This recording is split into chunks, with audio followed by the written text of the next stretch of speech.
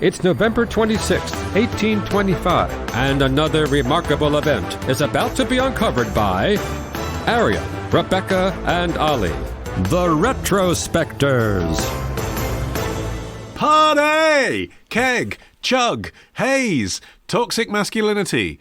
Probably not quite what was front of mind for the refined founders of the Kappa Alpha Society in Union College, New York State, established today in history in 1825 as a literary society, but is the oldest continually existing college fraternity. There were older ones, but this one still exists. Yeah, so instead of shouting party and chugging from a keg, doing a keg stand or whatever happens at frat parties, I don't know. Obviously didn't have frat houses at Sydney University. No, we did not. But this is what tended to go down at these very early meetings of Kappa Alpha, according to the founding member Arthur Burtis, who said, "After we were domiciled in our upper chamber in the fourth story of the south section, South College, northeast corner, we now and then beguiled the long winter evenings and entertained our friends with a few baked potatoes and salt and comforted them with apples." And then he lists off some of the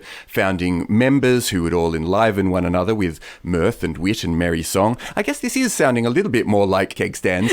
And then at one point they decided that they were going to raise up the real sort of founding member, John Hart Hunter, onto what was described as basically a few logs in the corner. And they suggested to him that he become their leader of this little band.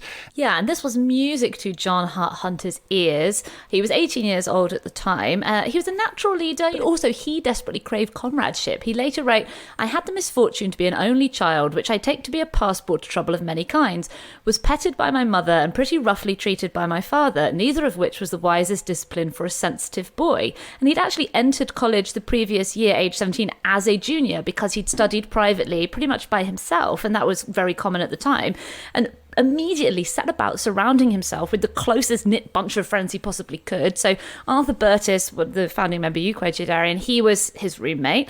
He also had two friends called Isaac Jackson and Thomas Hunn, and the three of them called themselves the Philosophers.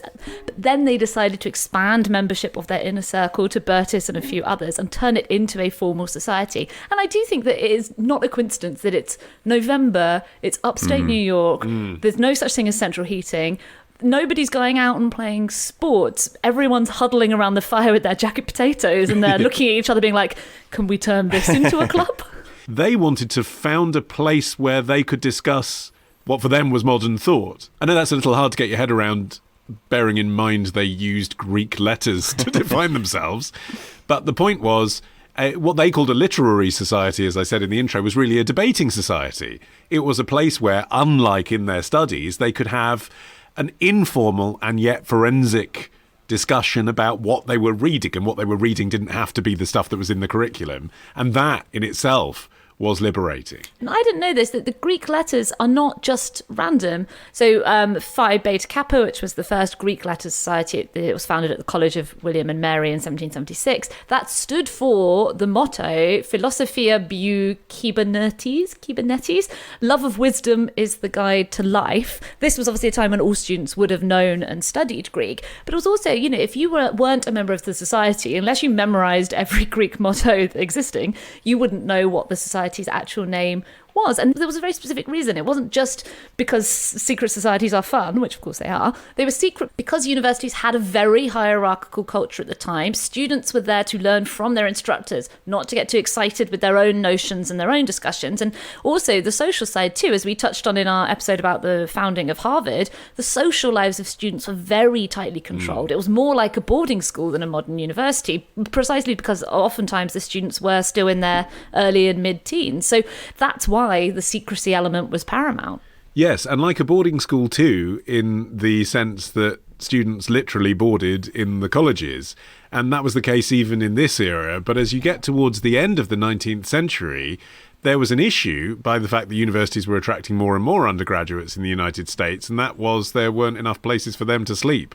And so you get the development of the fraternity as being a secret society loosely based around an intellectual idea, but really a place to socialize with your peers, into being what we now call a frat house. They didn't have buildings to begin with. The first frat houses, like the one built in 1876 at the University of California, Berkeley, allowed students to live in those spaces. That's where you first see the concept that a fraternity can be a property as well as a brotherhood. Yeah, and if these weren't arising from nowhere, societies in general were a huge part of political and civic life at the time in the United States and also in England and across Europe generally. And membership in those often came with flamboyant rituals, secret signs, and commonly a lively, boozy social element. You know, fraternities obviously being kind of modelled on Freemasons because you've got the chapters and the secret symbols, the initiation rites. But really, societies generally were everywhere. So by the end of the 19th century, there were as many fraternal order members in the US as there were adult men. Wow. Although it's thought that probably only 50% of men were actually involved in orders. Some of them just had multiple on the go at the same time. And you get, in the 20th century, obviously, fraternities that appear to be more diverse because, you know, you have a Jewish fraternity, you have a black fraternity, you have sororities for women. But of course, whilst that appears to be inclusive, actually, of course, it's the reverse, isn't it? It's completely exclusive. The reason that you had niche ones popping up for different demographics was because they weren't allowed into the original fraternities, which remained for the kind of preppy-looking white men who would go on to be the leaders of the United States. That's who they were for, and to an extent, that's who they continue to be for. Yeah, I saw a statistic that about 44% of US presidents have held fraternity memberships. George W. Bush was a member of Delta Kappa Epsilon. All of the Apollo 11 astronauts were from fraternities. And currently there's around 9 million fraternity or sorority members in America, which amounts to about 3% of the population. So it's an enormous deal. Yeah, because that's the other thing as well. I think their main influence really in American society is that they function as networking groups.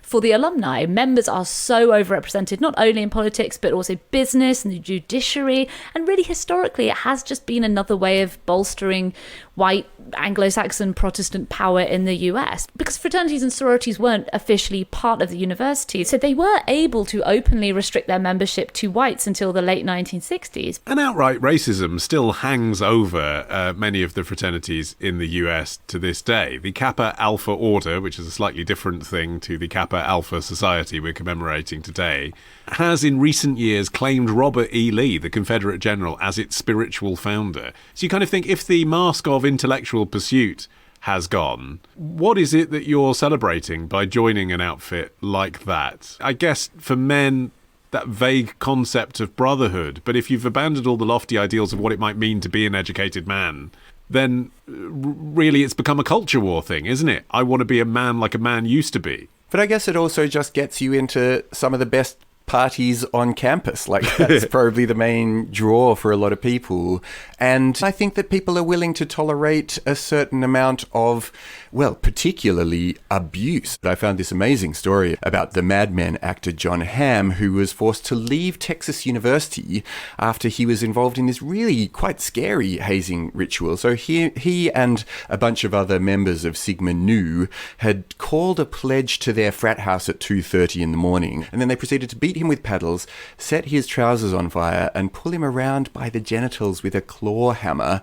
An arrest warrant was then put out for Hamm, who left the university and returned to live with his family in Missouri, and he eventually reached a plea deal with police a few years later, just before he began his acting career, actually. And I gotta say, the article I read this on, which was on factinate.com, headlined this incident, "Hamming it up." I thought that is such a sort of like pleasant sounding introduction to something that is quite horrendous. That involves a claw hammer to the genitals. Yeah, exactly. But the OTT nature of Sorority Rush Week is nothing new. In fact, in 1944, the Board of Trustees at Stanford University banned sororities on campus altogether, a ban that would last until the 70s due to the, quote, extreme competition leading to, quote, serious disunity on campus. It's not just about baked potatoes anymore, that you got to go bigger than that. I reckon if you came dressed as a potato, you'd have a good chance of making it through Rush Week, though, just for the novelty. Yeah, it would certainly protect your genitals from claw hammers as well. Tomorrow. I think you're All mistaken. right, Gov, you got a chimney needs sweeping? Thank you for your continued support of the show. You can ask your smart speaker for the Retrospectors Today in History. Neat, huh?